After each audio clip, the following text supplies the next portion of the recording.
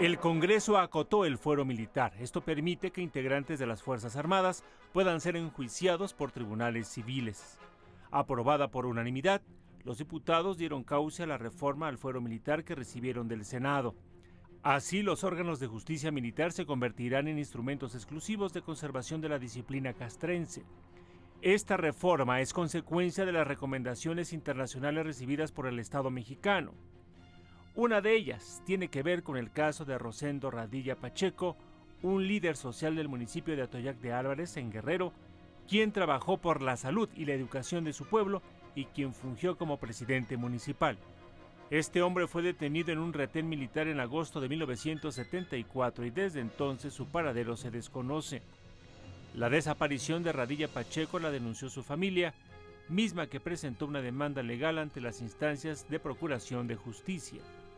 31 años después, la Fiscalía Especial que llevaba el caso lo consignó a un juez civil por privación ilegal de la libertad en su modalidad de plagio o secuestro, pero fue llevado ante la justicia militar con base en la misma resolución civil. Entonces se interpuso una demanda de amparo, la cual se desechó con el argumento de que las víctimas no podían usar el recurso para impugnar la competencia de los tribunales militares. La causa penal, seguida en la jurisdicción militar, se cerró cuando murió el inculpado. Sin embargo, este caso ya era del conocimiento de la Comisión Interamericana de Derechos Humanos desde el 2001. Fue en 2007 cuando esta comisión consideró las posiciones de las partes y aprobó un informe de fondo conforme al artículo 50 de la Convención Americana sobre Derechos Humanos. En marzo de 2008, la Comisión Interamericana emitió una demanda por violación de derechos como el reconocimiento de personalidad jurídica, a la vida, a la integridad personal, a la libertad personal, a las garantías judiciales y a la protección judicial. En julio de 2009 se llevó a cabo la audiencia ante la Corte Interamericana y meses después se emitió una sentencia de condena al Estado mexicano. Esto impactó al sistema jurídico mexicano. Era la primera vez que el Estado era condenado por la Corte Interamericana por requerir cambios estructurales para la vida pública del país. Fue entonces que la Suprema Corte de Justicia de la Nación estableció que las sentencias del órgano externo serían obligatorias para todas las autoridades mexicanas. Asimismo, todos los jueces mexicanos estarían facultados para analizar y aplicar tratados internacionales de derechos humanos, aún en perjuicio de la legislación mexicana. Este no ha sido la única ocasión en que el Estado mexicano ha sido cuestionado por el Tribunal Interamericano de Derechos Humanos.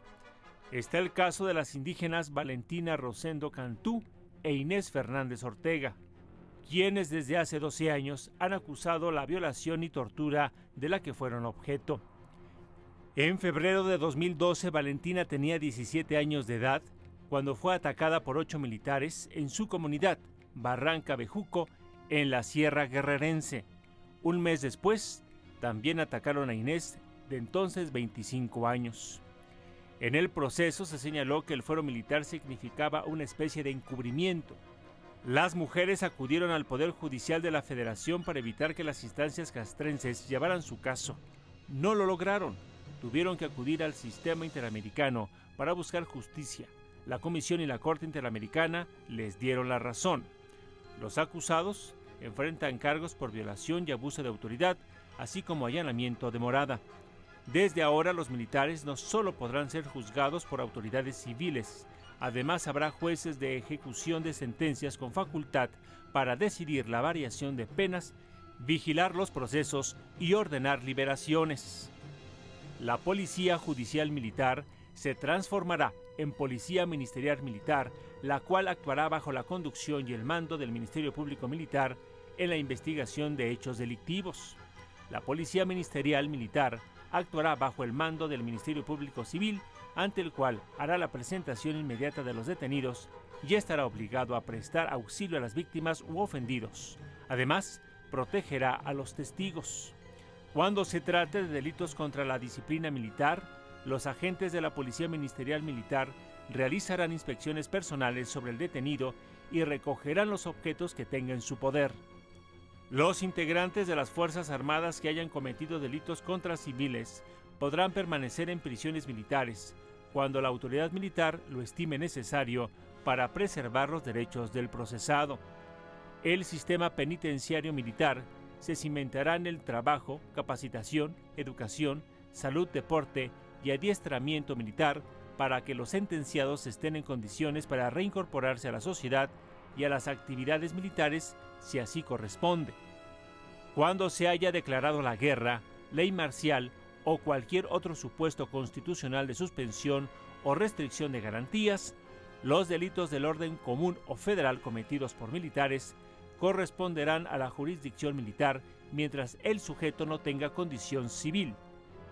A su vez, se fijará un procedimiento especial para los menores de edad en formación en las Fuerzas Armadas. Si cometen delitos del fuero común o federal, serán trasladados a centros especializados de atención a los menores infractores de carácter civil. De otro modo, serán internados en centros especializados de tipo militar. La reforma con las citadas modificaciones al fuero militar ya se envió al Ejecutivo Federal para su promulgación.